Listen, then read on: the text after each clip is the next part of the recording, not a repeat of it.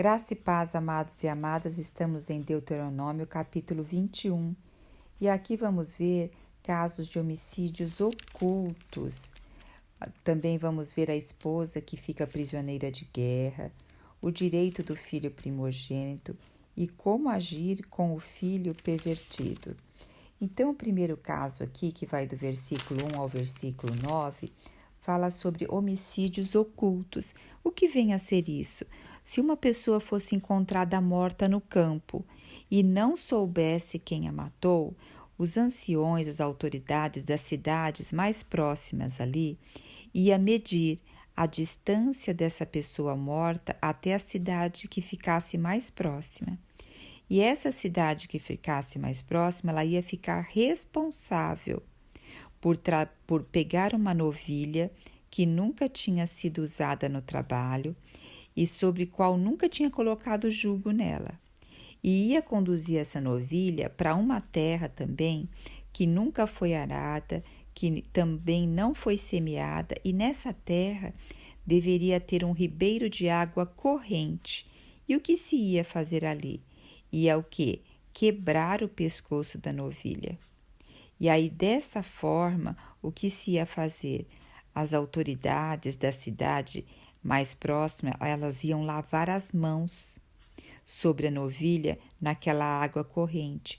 E esse seria um ritual dizendo: nossas mãos não derramaram este sangue inocente e nossos olhos nada testemunharam. Porque veja, quando uma pessoa era encontrada morta, ali poderia cair a ira do Senhor, a consequência na cidade mais próxima e na terra também. Então, esse ato, esse ritual estaria o quê? Eliminando a culpa da cidade, do povo da cidade e também da terra. O que isso nos leva a remeter na nova aliança? Jesus foi esse que morreu por nós. Ele foi aquele cordeiro sem pecado e que levou o pecado por nós. Então, Jesus, e outra coisa também que nos leva também nos remete aqui, Pilatos, quando lavou as mãos e falou que não tinha nada a ver com o sangue desse inocente. Então, você vê que toda essa parte de ritual do Antigo Testamento se cumpriu em Cristo. Porque aqui era o quê? Era uma consequência de algo que acontecia.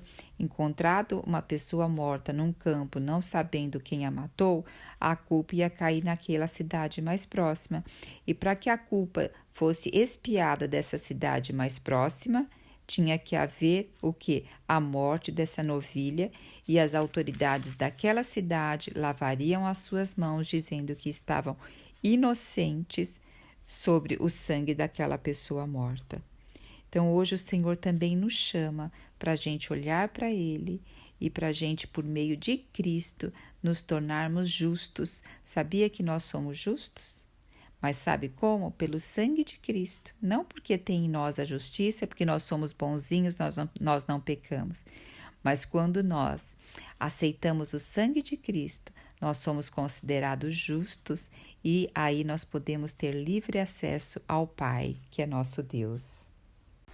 Do versículo 10 ao versículo 14 fala sobre a esposa prisioneira de guerra.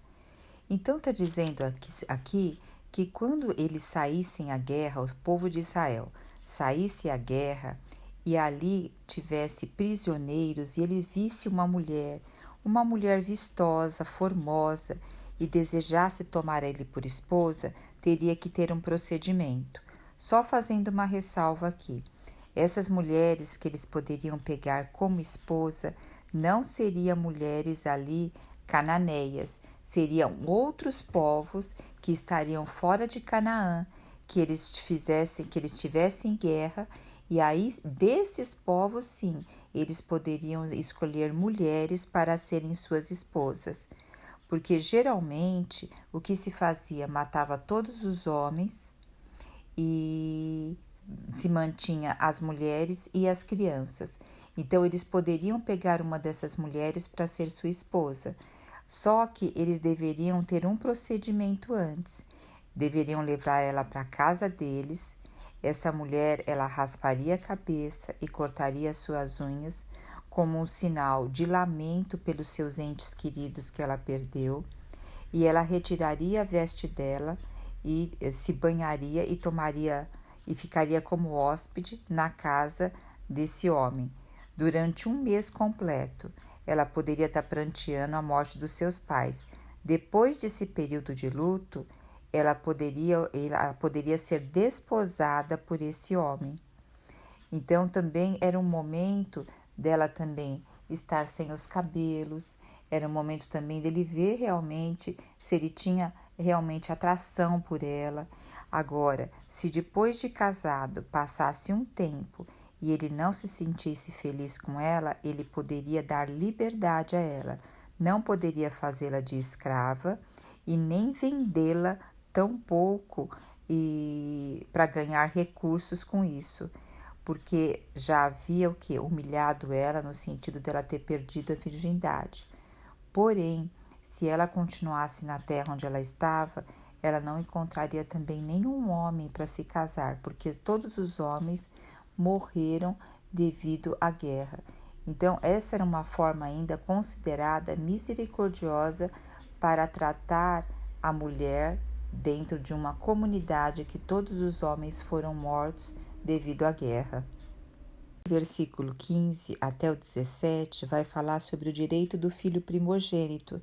E aqui vai dizer o seguinte: se um homem tiver duas mulheres e preferir uma delas, deixa claro que na palavra do Senhor não há aprovação de um casamento onde o homem tem mais mulheres.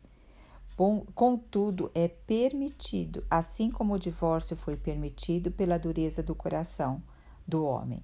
E lembrando que sempre que um homem tem mais de uma mulher, nós vemos os males devido a isso, tanto junto às esposas quanto aos seus filhos. Mas voltemos aqui à palavra.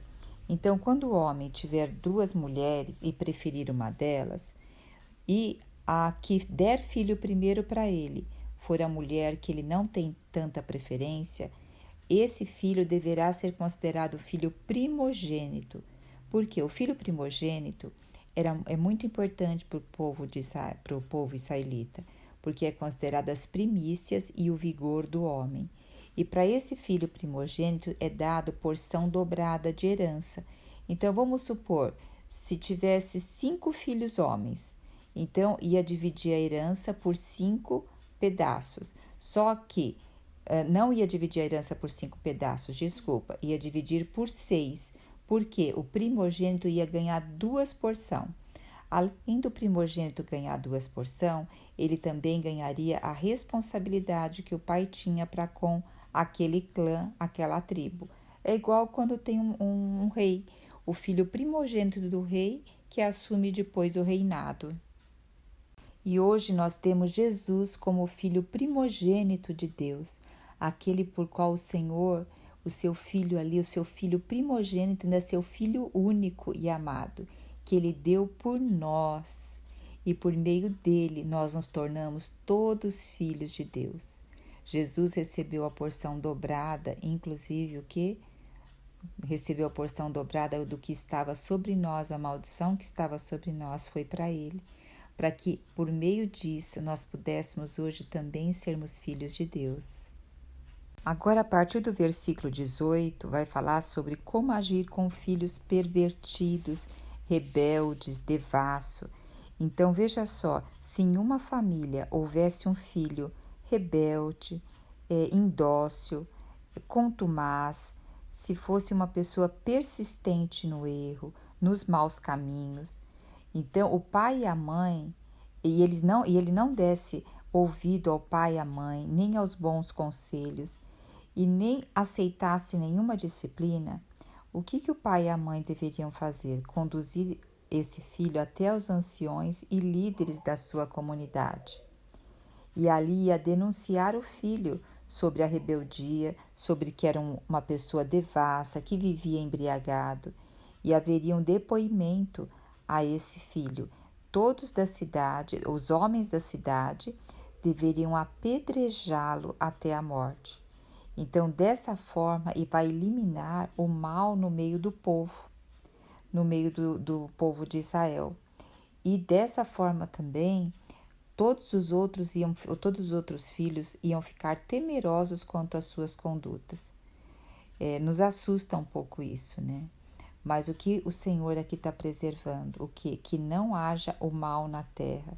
Porque se um filho ele tem todas essas características e não é repreendido, isso vai dar liberdade para que os outros filhos também fossem assim e se perderia a autoridade dos pais. Apesar de ter essa palavra aqui, não é visto na Bíblia toda nenhum caso que ocorreu. Nós vemos essa lei, mas nós não vemos nenhum caso ocorrido na palavra. Agora, os últimos 2 versículos vão falar sobre a morte e o suspenso na madeira. Então, veja só, se um homem fosse culpado de um crime e merecesse a pena de morte, ele, depois de morto, ele era suspenso em uma árvore, ele era pendurado em uma árvore. E seu cadáver ficava ali durante o dia. Seu cadáver não poderá permanecer na árvore durante a noite, ele ficaria só durante o dia.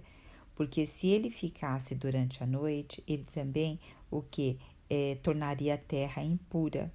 E o que isso significa? Nós temos aqui que quando se colocava depois de morto uma pessoa pendurada, era mostrando que essa pessoa era desprezível. Era expor ela à humilhação, ao desprezo. Então isso nos remete ao Senhor Jesus, né? O Senhor Jesus, ele foi ali exposto como desprezível pelos homens e desprezível por Deus. Sabia que foi desprezível por Deus também? Porque quando Deus olhou para Jesus ali no madeiro, ele não viu o filho dele. Ele viu todos os pecados de todos os tempos, até de hoje e o que nós vamos cometer.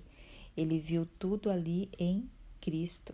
Então, ali naquele momento, Cristo era desprezível aos olhos de Deus. Olha que peso, que jugo o Senhor Jesus carregou por nós.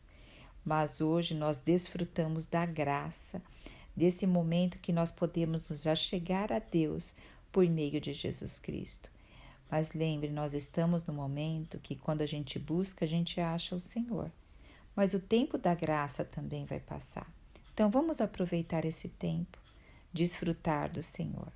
Nós sabemos que nós estamos lendo a Antiga Aliança, e a Antiga Aliança muitas vezes é muito diferente da nossa sociedade, da forma que nós vivemos, mas nós vemos que a base, o fundamento dela é trazer Cristo para a nossa realidade. E é disso que nós temos que desfrutar.